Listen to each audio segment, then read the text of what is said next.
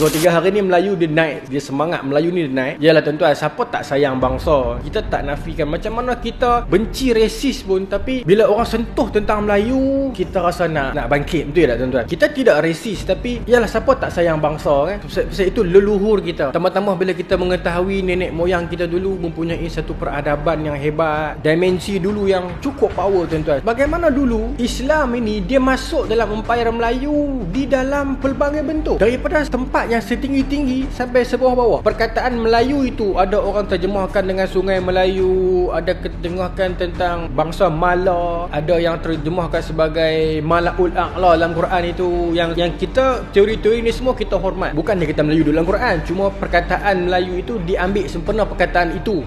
Kan?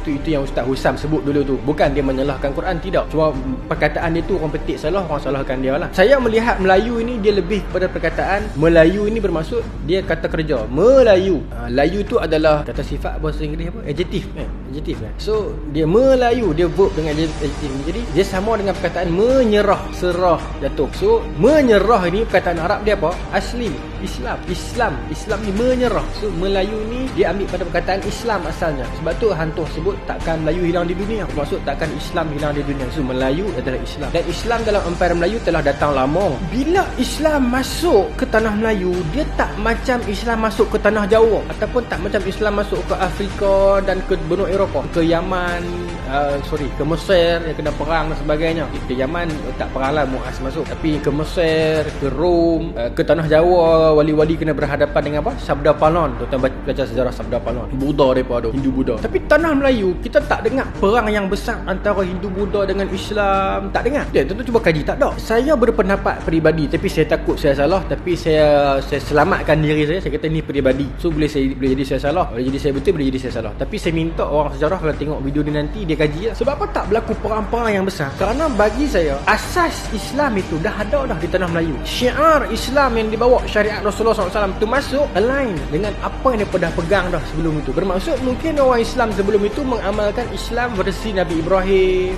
Nabi Sulaiman, Nabi Daud dan sebagainya. Sebab itu bila syariat Islam versi Rasulullah sampai, sama juga. Inna dina indallahil Islam, sama aja, cuma syariat saja. Tapi Islam juga kan. Bila masuk dia align, dia tak pelik kan. Dia macam okey, sama aja. Allah, Rasul akhir zaman memang kami duk tunggu dah. So dia terus follow, dia tak perlu ada satu peperangan dan pertumpahan darah yang besar. So orang akan tanya lagi, Ustaz, kalau Ustaz kata macam tu, tak ada bukti tak? Ada candi dah lah di tanah Melayu, mana ada masjid? Sebab syariat zaman sebelum Rasulullah, dia bukan syariat berjemaah, dia syariat sendiri-sendiri. So nak cari point masjid tak jumpa lah. Saya merasakan tak pelik kalau Melayu dah terima dah benda tu.